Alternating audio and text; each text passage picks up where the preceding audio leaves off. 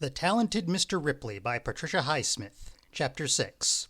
His mood was tranquil and benevolent, but not at all sociable. He wanted his time for thinking, and he did not care to meet any of the people on the ship, not any of them. Though when he encountered the people with whom he sat at his table, he greeted them pleasantly and smiled. He began to play a role on the ship, that of a serious young man with a serious job ahead of him. He was courteous, poised, civilized, and preoccupied. He had a sudden whim for a cap and bought one in the haberdashery, a conservative bluish-gray cap of soft English wool. He could pull its visor down over nearly his whole face when he wanted to nap in his deck chair or when he wanted to look as if he were napping. A cap was the most versatile of headgears, he thought, and he wondered why he had never thought of wearing one before. He could look like a country gentleman, a thug, an Englishman, a Frenchman, or a plain American eccentric depending on how he wore it. Tom amused himself with it in his room in front of the mirror. He had always thought he had the world's dullest face, a thoroughly forgettable face, with the look of docility that he could not understand, and a look also of vague fright that he had never been able to erase.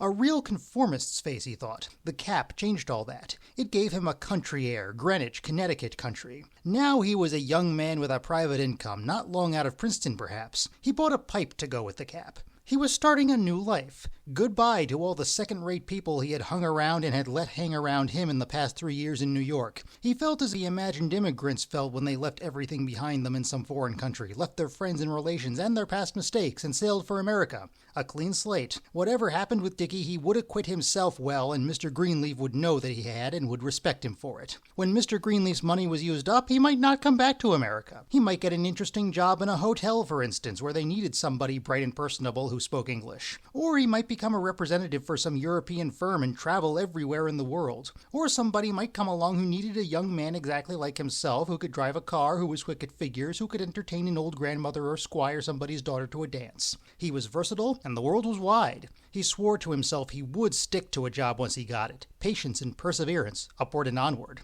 "Have you Henry James's The Ambassadors?" Tom asked the officer in charge of the first-class library. The book was not on the shelf. "I'm sorry we haven't, sir," said the officer. Tom was disappointed. It was the book Mr. Greenleaf had asked him if he had read. Tom felt he ought to read it. He went to the cabin-class library. He found the book on the shelf, but when he started to check it out and gave his cabin number, the attendant told him, sorry, first-class passengers were not allowed to take books from the cabin-class library. Tom had been afraid of that. He put the book back docilely, though it would have been easy, so easy, to make a pass at the shelf and slip the book under his jacket. In the mornings, he strolled several times round the deck, but very slowly, so that the people puffing around on their morning constitutionals always passed him 2 or 3 times before he had been around once. Then settled down in his deck chair for bouillon and more thought on his own destiny. After lunch, he pottered around in his cabin, basking in its privacy and comfort, doing absolutely nothing. Sometimes he sat in the writing room, thoughtfully penning letters on the ship's stationery to Mark Preminger, to Cleo, to the Greenleafs. The letter to the Greenleafs began as a polite greeting and a thank you for the bon voyage basket and the comfortable accommodations, but he amused himself by adding an imaginary post-dated paragraph about finding Dickie and living with him in his Montebello house, about the slow but steady progress he was making in persuading Dickie to come home, about the swimming, the fishing, the cafe life, and he got so carried away that it went on for 8 or 10 pages, and he knew that he would never mail any of it. So he wrote on about Dickie's not being romantically interested in Marge. He gave a complete character analysis of Marge. So it was not Marge who was holding Dickie, though Mrs. Greenleaf had thought it might be, etc., etc. Until the table was covered with sheets of paper and the first call came for dinner. On another afternoon, he wrote a polite note to Aunt Dotty. "Dear Auntie," which he rarely called her in a letter and never to her face, "as you see by the stationery, I am on the high seas. An unexpected business offer which I cannot explain now. I had to leave rather suddenly, so I was not able to get up to Boston, and I am sorry because it may be months or even years before I come back. I just wanted you not to worry and not to send me any more checks, thank you. Thank you very much for the last one of a month or so ago. I don't suppose you have sent any more since then. I am well and extremely happy. Love, Tom." No use sending any good wishes about her health. She was as strong as an ox. He added, "P.S. I have no idea what my address will be, so I cannot give you any." That made him feel better because it definitely cut him off from her. He needn't ever tell her where he was. No more of the snidely digging letters, the sly comparisons of him to his father, the piddling checks for the strange sums of $6.48 and $12.95 as if she had a bit left over from her latest bill paying, or taking something back to a store and had tossed the money to him like a crumb. Considering what Aunt Dotty might have sent him with her income, the checks were an insult. Aunt Dotty insisted that his upbringing had cost her more than what his father had left in insurance, and maybe it had, but did she have to keep rubbing it in his face? Did anybody human keep rubbing a thing like that in a child's face? Lots of aunts and even strangers raised a child for nothing and were delighted to do it. After his letter to Aunt Dottie, he got up and strode around the deck, walking it off. Writing her always made him feel angry. He resented the courtesy to her. Yet until now, he had always wanted her to know where he was because he had always needed her piddling checks. He had had to write a score of letters about his changes of address to Aunt Dottie, but he didn't need her money now. He would hold himself independent of it, forever. He thought suddenly of one summer day when he had been about 12, when he had been on a cross-country trip with Aunt Dottie and a woman friend of hers, and they had got stuck in a bumper-to-bunker traffic jam somewhere. It had been a hot summer day, and Aunt Dottie had sent him out with the thermos to get some ice water at a filling station, and suddenly the traffic had started moving. He remembered running between huge inching cars, always about to touch the door of Aunt Dottie's car and never being quite able to, because she had kept inching along as fast as she could go, not willing to wait for him a minute, and yelling, come on, slowpoke," out the window all the time. When he had finally made it to the car and got in, with tears of frustration and anger running down his cheeks, she had said gaily to her friend, "Sissy, he's a sissy from the ground up, just like his father." It was a wonder he had emerged from such treatment as well as he had. And just what, he wondered, made Aunt Dottie think his father had been a sissy?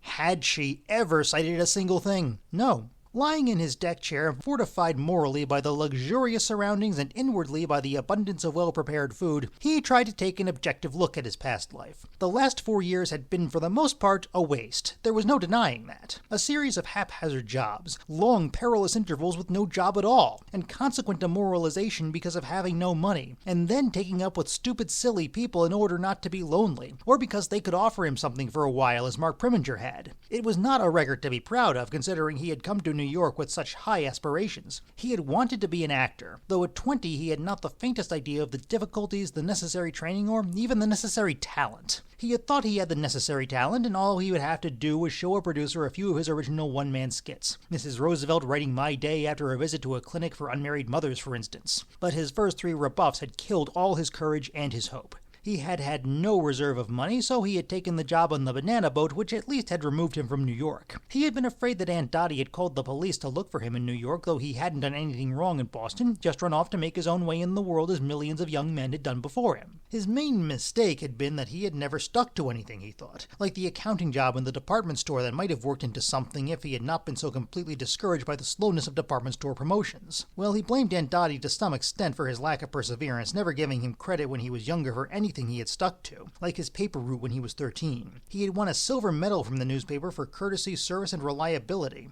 It was like looking back at another person to remember himself then, a skinny, sniveling wretch with an eternal cold in the nose who had still managed to win a medal for courtesy, service, and reliability. Aunt Dottie had hated him when he had a cold. She used to take her handkerchief and nearly wrench his nose off wiping it. Tom writhed in his deck chair as he thought of it, but he writhed elegantly, adjusting the crease of his trousers. He remembered the vows he had made, even at the age of 8, to run away from Aunt Dottie, the violent scenes he had imagined. Aunt Dottie trying to hold him in the house, and he hitting her with his fists, flinging her to the ground and throttling her, and finally tearing the big brooch off her dress and stabbing her 1,000,000 times in the throat with it. He had run away at 17 and had been brought back, and he had done it again at 20 and succeeded. And it was astounding and pitiful how naive he had been, how little he had known about the way the world worked, as if he had spent so much of his time hating Aunt Dottie and scheming how to escape her that he had had not enough time to learn and grow. He remembered the way he had felt when he had been fired from the warehouse job during his first month in New York. He had held the job less than 2 weeks because he hadn't been strong enough to lift orange crates 8 hours a day.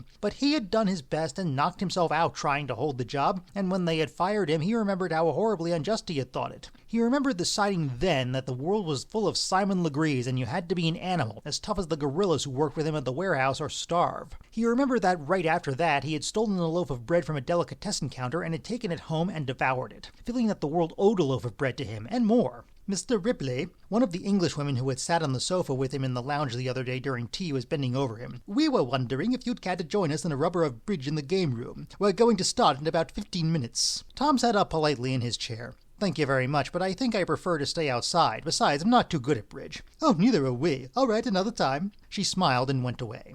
Tom sank back in his chair again, pulled his cap down over his eyes, and folded his hands over his waist. His aloofness, he knew, was causing a little comment among the passengers. He had not danced with either of the silly girls who kept looking at him hopefully and giggling during the after-dinner dancing every night. He imagined the speculations of the passengers. Is he an American? I think so, but he doesn't act like an American, does he? Most Americans are so noisy. He's terribly serious, isn't he? And he can't be more than 23. He must have something very important on his mind. Yes, he had. The present and the future of Tom Ripley.